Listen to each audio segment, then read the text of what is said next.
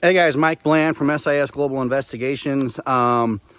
Something that I was going to do a review on here, just analyzing the traffic stop of that Bryan Kohberger. It was on Inside Edition and a bunch of other videos on YouTube where the Indiana State Trooper had stopped Bryan and his dad, and people were wondering, was that a coincidence, or did they not know who he was, or was it FBI deal where they were monitoring him, tracking him, trying to monitor his activities until he made it back to Pennsylvania, and then they swooped in on him with the SWAT team.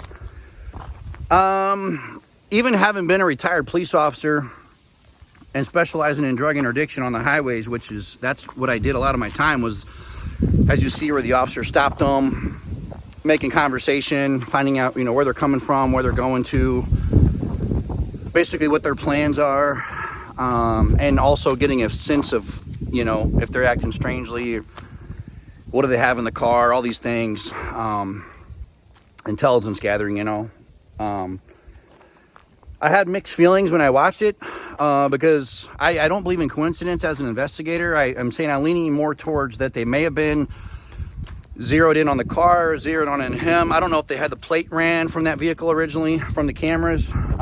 If they did, they would have ran him, had the registered owner of the vehicle, which was him.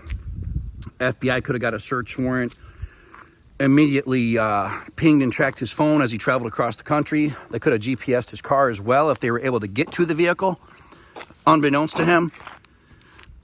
And that whole stop could have been like the whole consensual encounter thing, on to gather some intelligence to see what he says, not alert him. I can guarantee you that you can tell by the way the Kohberger was frowning when the officer walked up, and as big as his eyes had gotten, that if you would have felt his chest at that moment, his heart would have been pounding, which would have been an indicator something's majorly wrong. That's not something that's normally done on a traffic stop. The dad, if he was unaware of all this, he just was clueless. He was even talking about police and SWAT raids and apparently some active shooter thing or something that happened somewhere. So I don't think he was probably aware of what was going on. But I think Bryan was probably stroking out, truth be told. So I can tell you it's very interesting when it comes to investigating and going the aggressive route, overt, covert, whatever, alarming someone versus playing it off and just doing like I said, a pretextual stop and acting like, hey, we're stopping you for following too close. By the way, where are you guys coming from and where are you going?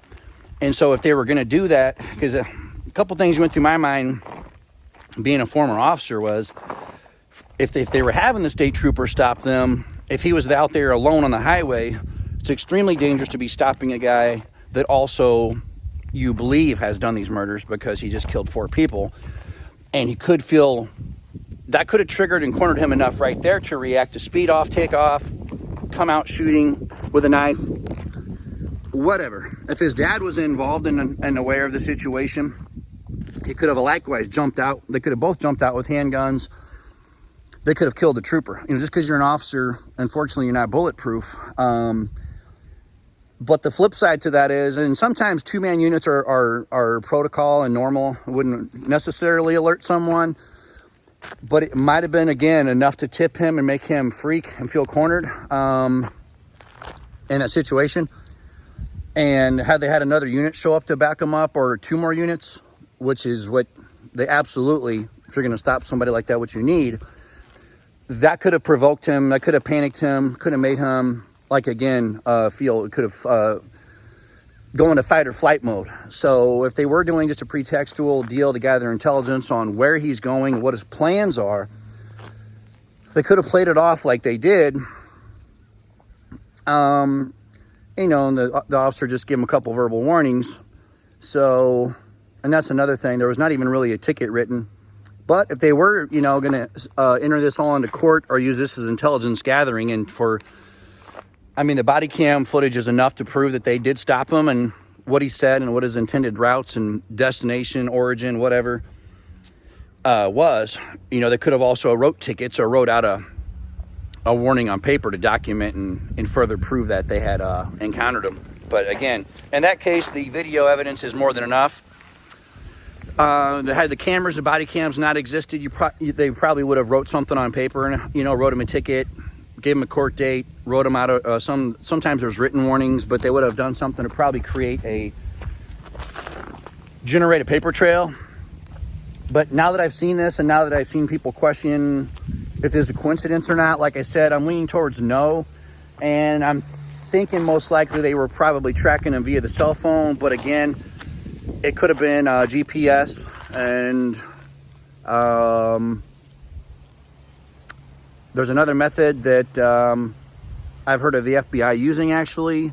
And and as far as I've ever heard, no one's even aware of this. When I'm tracking someone, I'm tracking a vehicle specifically, so I don't want to go mention that one, but there's other ways also, and I can tell you it's stuff that you'd never find if you were searching your vehicle for it, and it's not on your cell phone. But I'm not going to go and putting out there someone's secrets when, you know, it could help somebody that's a criminal get away or not be able to be tracked. So there's a lot of technology out there, I'll just say that. So you know, so yeah, again, I think that they were very well, because that's the thing too, you got to look at, they were looking for a white Hyundai Elantra, and here the state troopers are stopping the white Hyundai Elantra. So, you know, and that's where you can look at it, you can analyze and figure out what was going on there. If they were looking for the vehicle as a suspected murderer, and he pulled that vehicle over, they would have been getting a backup car on the way. They would have been having a little bit more in-depth, especially if this highway patrolman was a trained interdiction officer. Would be very skilled and up to speed on questioning, body language, all the kinesiology stuff, and, you know, and just hearing the story, looking at the way they're acting, and getting a feel for it. They probably would have asked to consensually search the vehicle, got more involved in the story, what's going on. And check the car for a murder weapon, assuming they hadn't gotten rid of it yet. So that's the thing, and that's why I think there was more to the story. And the only other option is the officer's completely unaware of the vehicle description that's been broadcasted or whatever, and stopped them and thought it was a random stop. But I don't buy that. Again, I've been doing this for 26 years altogether now. So, and a lot of what I did was highway interdiction. So if they were looking for that vehicle, it was absolutely, you know, 1068, wanted information, Bolo, be on the lookout, wanted information, wanted in connection. They broadcast it to all agencies, state agencies. They put teletypes out, and of all people to see it most likely is going to be a trooper and sitting on the highway. So, and that's who they would have contacted. And had they zeroed on, and that might have been about the time too where they connected the dots, and by the time they did, he was then passing through Indiana. So that just happened to be the point where they zeroed in, connected all the dots, pinged them, got the search warrant, did the cell phone, whatever. So that's my take on that, guys. I don't think it's a coincidence. I think it was an intelligence gathering technique, which is pretty brilliant. All right, guys, stay tuned.